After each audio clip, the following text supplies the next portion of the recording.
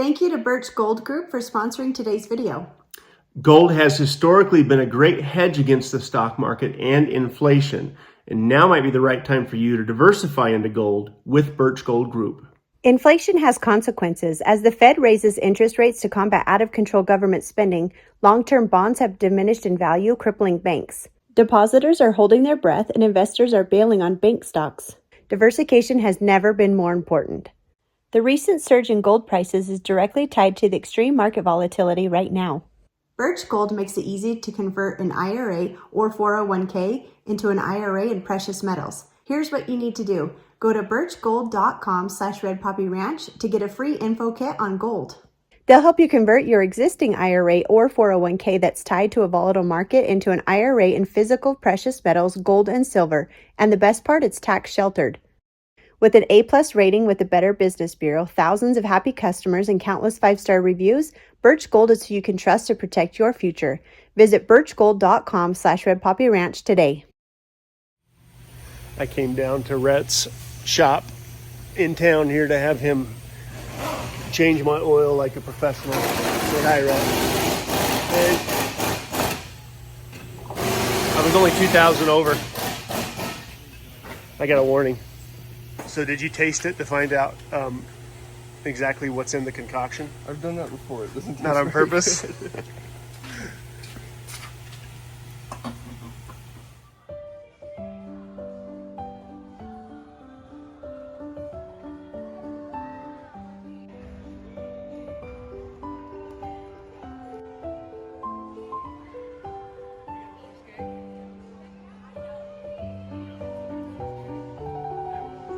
I'm usually the one that's the party pooper. Let's go. Get some skates on. Remember Skate Land circa 1988. Let's go. Come on.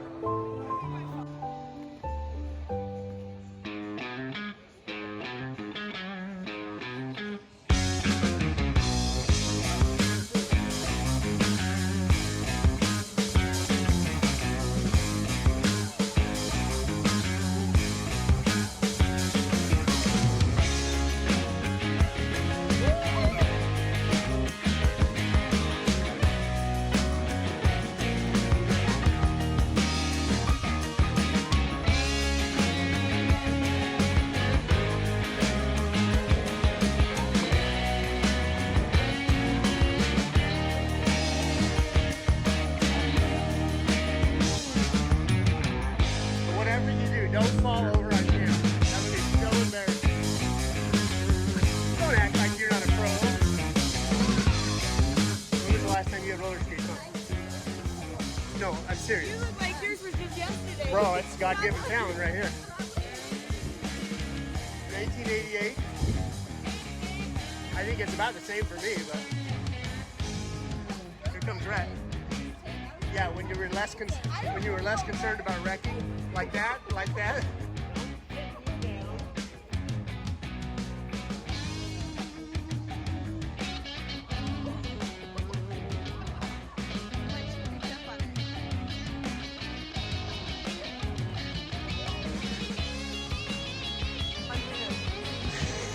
Favored.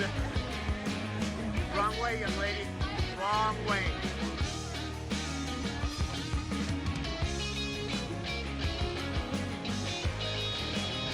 Come on, let's go. Come on, Callie. What's the matter, you little bird?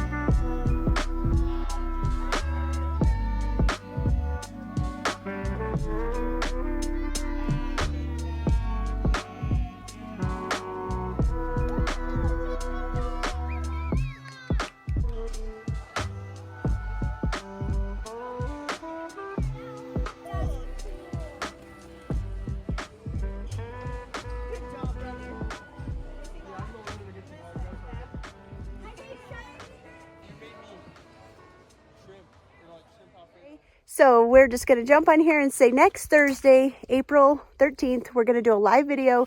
And we're going to do it at 7 o'clock Mountain Standard Time. That's next Thursday, April 13th. And hope to see you guys then.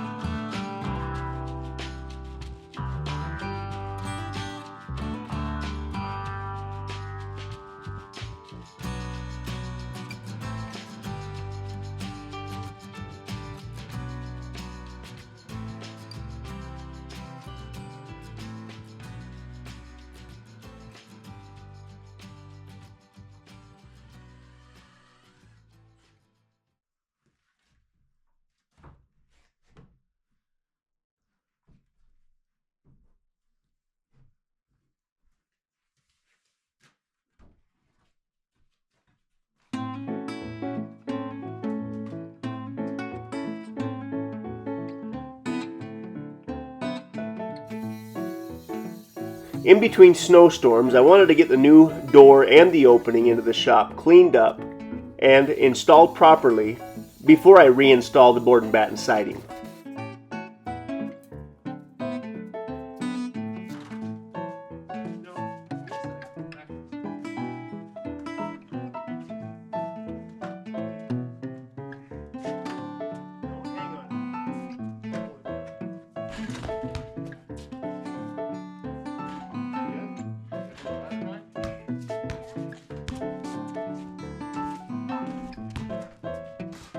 We were able to celebrate Reed's 10th birthday this week by hanging out at the local family fun park that just so happened to have a roller skating rink.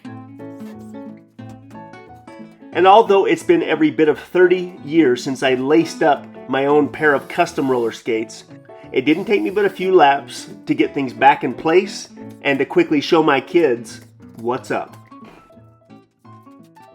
Apparently, my ability to roller skate represents more street cred than anything else I talk about.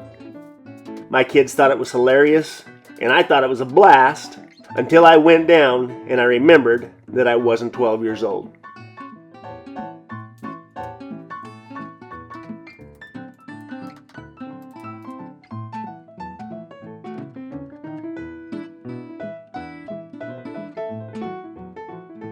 By the end of the night, we all had a few bumps and bruises, but it was a good time. And I'll tell you this, the next time that we do go to another roller skating rink, I will likely have my own custom roller skates. And then I'll really show my kids what's up. But I'll also have knee pads and elbow pads and a helmet as well.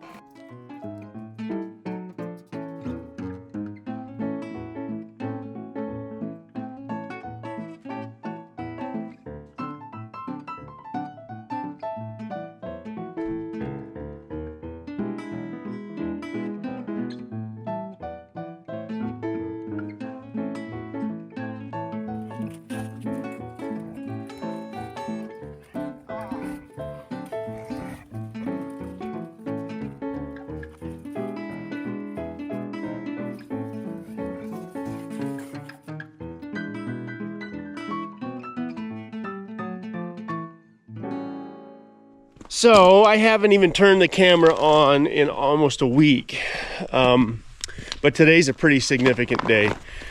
It is currently about 20 degrees, but by the end of the day it's going to be a high of 44 degrees, and it looks as though the overnight lows will no longer get low enough below freezing to where it's going to do any good. We already have warnings. The National Weather Service, I think, has issued a number of warnings about the potential for flooding as it gets seriously warm over the next few days. By tomorrow, I think it's 54. By midweek next week, mid 60s. And all of this snow has to go somewhere. For the last week, I have been buttoning up all of the electrical. I didn't film anything. I didn't, like I said, I didn't even turn on the camera. But the electrical is 100% done. If you can see what I see, you can see the chimney got damaged again this year. And the snow splitter I built was not heavy enough. And the snow was so heavy, it literally just crushed it. But what I'm trying to do is show you the corner of the shop here where the new gas line is going to come in. Okay, this is the corner of the shop right here. The new bobtail propane tank, I think I'm going to put maybe 100 yards up the hill there somewhere. But what my plans are is to, at some point, once I get the new propane tank set in place, I'm going to trench and run polyethylene gas pipe right to this corner and tie into the shop gas system. So my plan for the next couple days is to get the gas system inside the shop, the stuff in the walls, the stuff in the attic that has to be done before I can button everything up. But let me give you a rundown on what's going to be on the gas system in the shop. First and foremost, the generator. So that's part of the reason I want to tie into this first.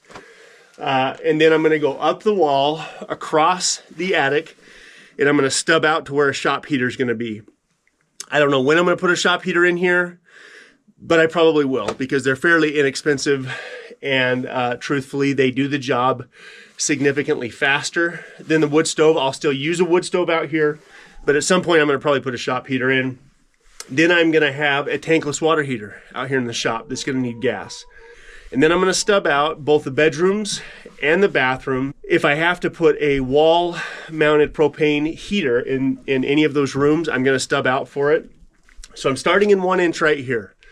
I'm going to go up the wall in 1 inch. I'm going to go across the attic in 1 inch, and then I'm going to reduce down to 3/4 and eventually 1/2 inch as I stub out. I went to use the stainless gas flex that I've used before. And the truth is, the stuff that the big box stores sell is prone to leaking. It's not as good as Gas Tight, the brand that the professionals have used for years. And when I went and priced what this system was going to cost with Gas Tight, exactly what he said. No way. It would have been probably 5 times as much as doing it in black iron pipe. So there was a time when I was really good at cutting and threading and building gas systems. But with the advent of the stainless flexible gas pipe, a lot of guys have gotten away from cutting and threading pipe. But in this situation, it should be simple enough that I can do it. So I'm going to start in this corner of the shop. I've already taken some measurements on where the stub outs are going to be.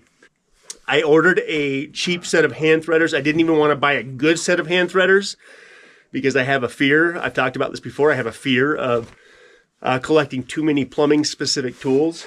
I'm afraid I'm going to turn into a plumber again if I do that.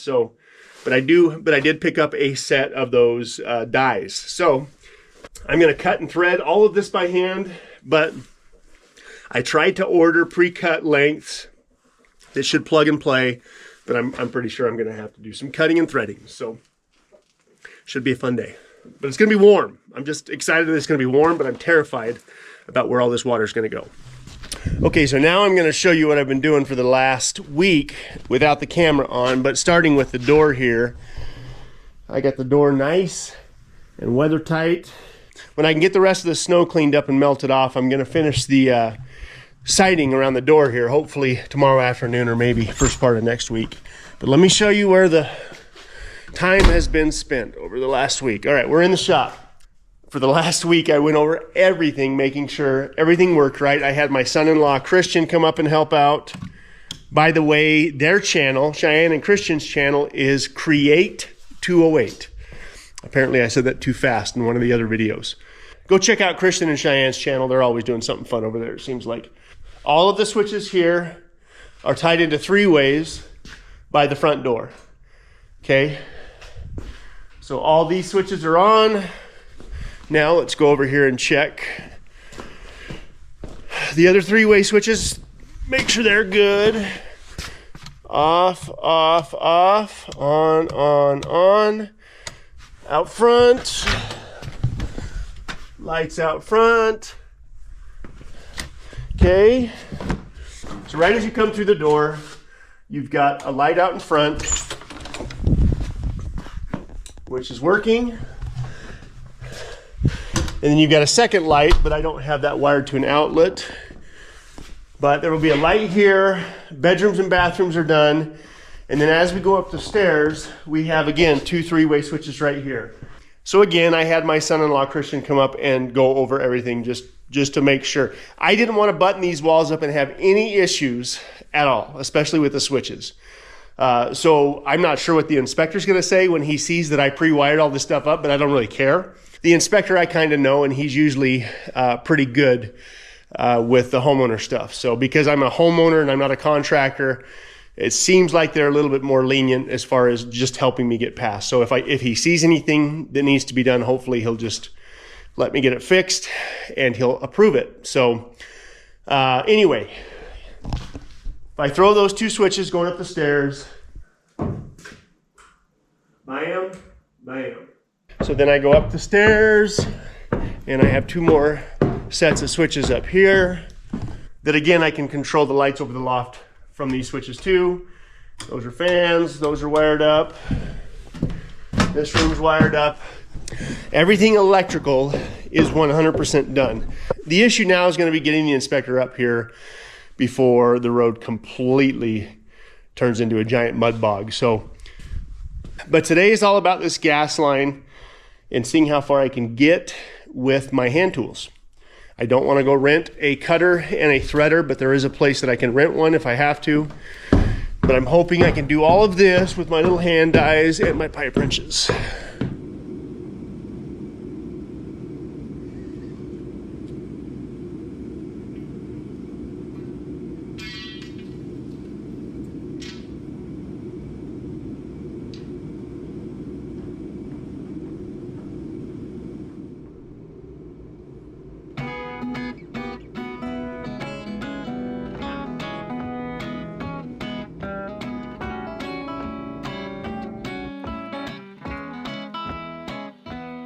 When I was in my mid-20s, I spent one particular summer running a whole lot of gas lines in cabins in southern Utah.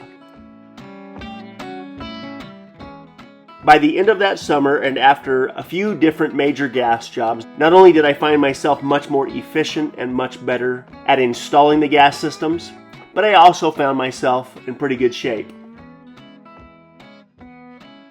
I think that summer was the first time in my life that I could bench press my own weight.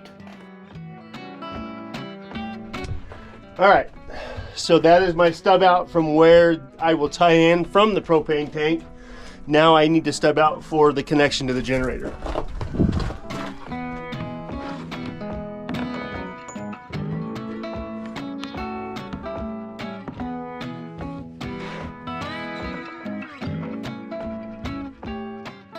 Many years ago, when I went through the process of becoming a journeyman plumber, by taking basically the same classes, I also became a journeyman gas fitter.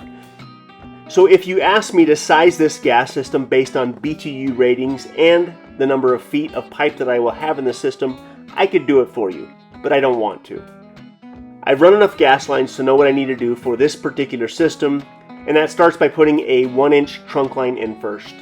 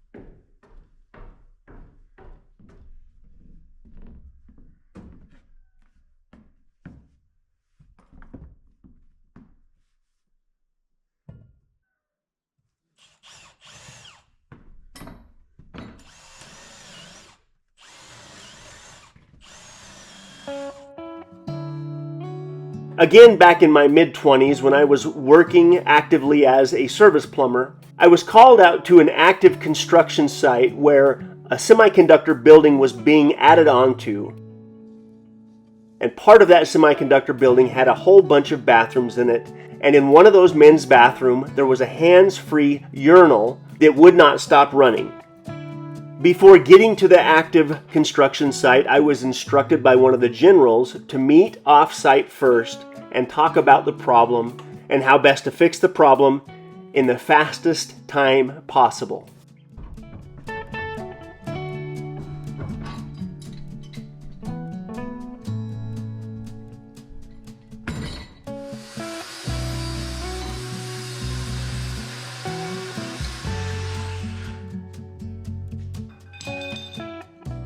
The supervisor that I met with informed me that the job was what's called a union job, and I was non-union, which means I should not be on the job. And he worried that me being on the job site may not be good for me.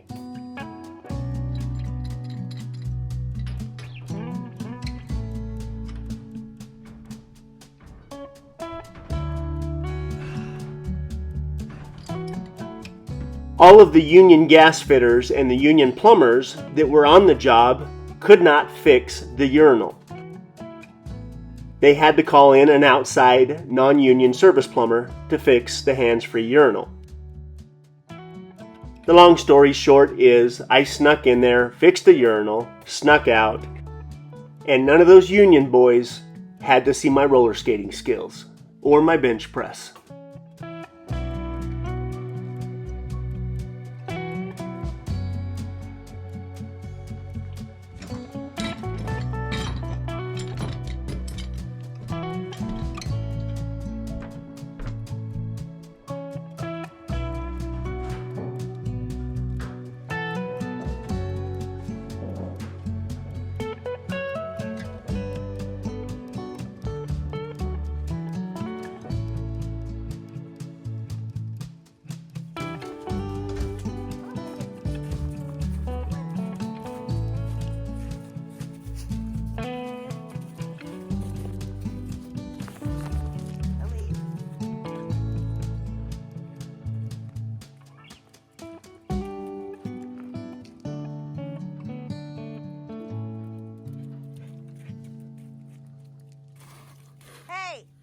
Okay, the hardest part about going through the winter that we just went through, at least for me, is I get a little claustrophobic. My world gets a little bit too small. So what I hope to do is pick up a couple of nicer snow machines. The two that we have are pretty low-end snow machines. They don't have reverse. And the kind of terrain that we have around here, you're regularly having to back out of things. So over summer, one of the many things that I hope to get done is the trails cut in so we can access both summer and winter with snow machines and four-wheelers for that matter, safely, get the different parts on our property. So at the end of a long winter, that's the thing that I'm looking forward to most, is simply stretching my wings and wandering around my property. I can't wait to get to the back of my property. I fly the drone around up there and it drives me crazy that I can't get there right now. But let me take you inside here to the shop and show you what I have left on the gas system. I worked late last night and almost got that done, but I've got a little bit left to do.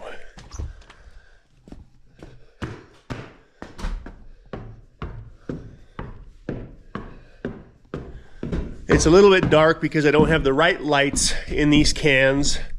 The gas line comes in, picks up the generator in 1-inch pipe, comes up, goes across to the bedrooms, but it also tees off for this 3/4 inch line that will go to a shop heater down the road. The main trunk line comes across in 1 inch into the bedroom, then drops down the wall to the bathroom below us, but I stubbed out, and that's for a small propane heater for up here. But I also did a thing where, kind of to offer some stability to that trunk line, but I also stubbed up. I need to put a cap on that. But I stubbed up for anything in the future. If we ever wanted to add something to the system by leaving that roughed up in the attic, that makes it much easier to tie into. But let me show you what I have left down here. This is where it comes out from upstairs. I need to finish this line, stub out for both bathrooms. Then I have to bring that 3/4 inch line over across out here for the tankless water heater. So it shouldn't take me too long. That's my goal for today. And then I want to get it under test and let it sit for a few days and see how well it holds pressure.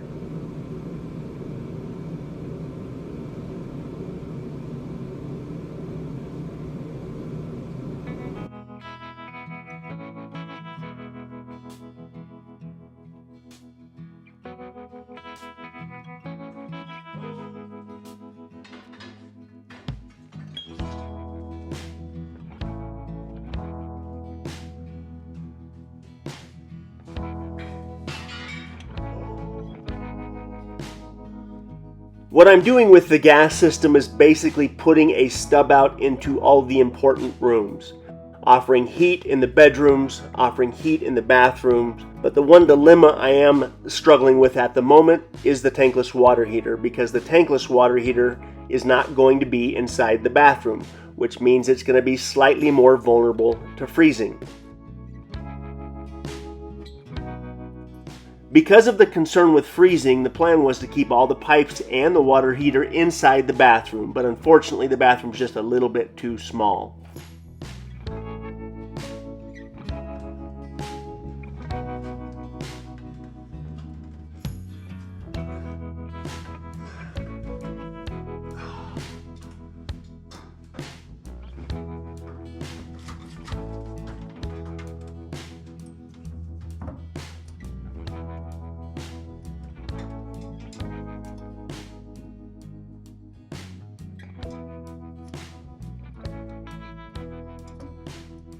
So on our next video, it's going to be all about the plumbing and how I can best keep those water lines and that tankless water heater from freezing.